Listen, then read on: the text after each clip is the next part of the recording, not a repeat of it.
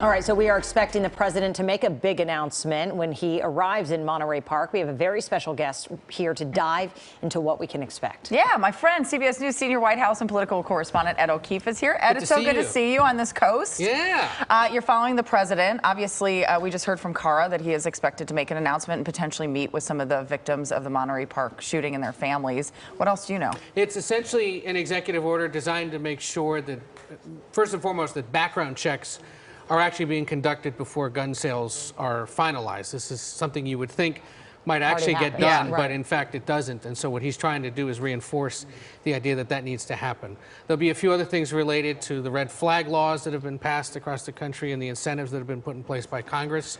And, you know, the hope is to sort of, once again, call attention to this issue.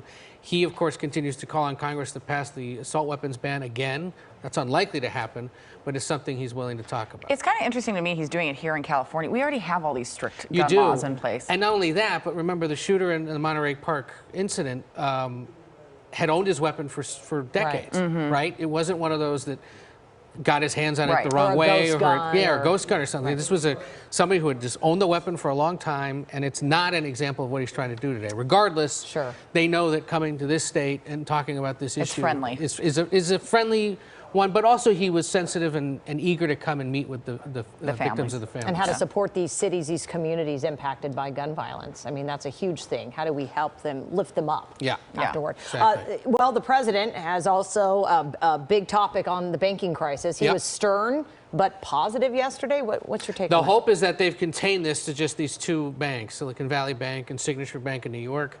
You know, getting out ahead of this as much as possible. They were updating him through the weekend. He basically told them, do everything you can to help the customers. Don't do anything to help the bank executives or the investors in it. That was quite interesting how he said yesterday, we're not doing anything to help investors who may have lost their money, because if they did, well, that's just capitalism running its course. Right.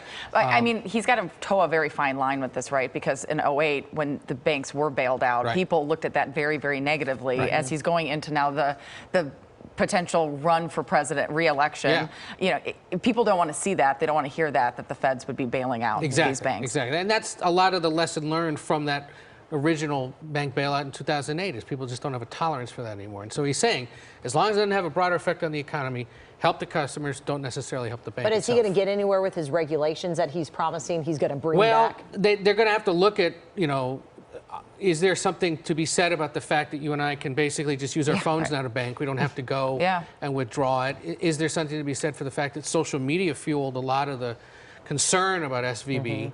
And do we have to make sure that banks maybe are holding even more money than they currently have to in the event that something like this happens again? Interesting. Ed, you've covered a lot of these. A lot of the reason, too, that presidents come here, especially those running for re-election, is to shore up some money. Oh, yeah. So is that happening as well? $1 million raised last night down in San Diego. Oh, wow. And he's going to have another fundraiser tonight in Las Vegas. It's officially for the Democratic National Committee, but as the incumbent who's expected to run for re-election, that is money that eventually can roll into a re-election campaign, or at least help one.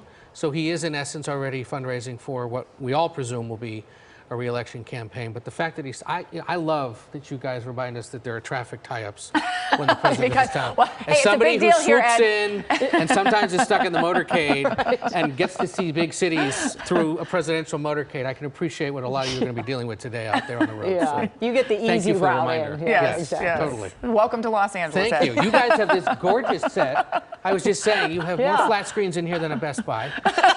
And it's just beautiful. We should invite the president here for a one-on-one. You should. You should. If you can make that happen, if you can make that happen, anyone can make that happen. Let's put it that way. Thank you very much. We appreciate it.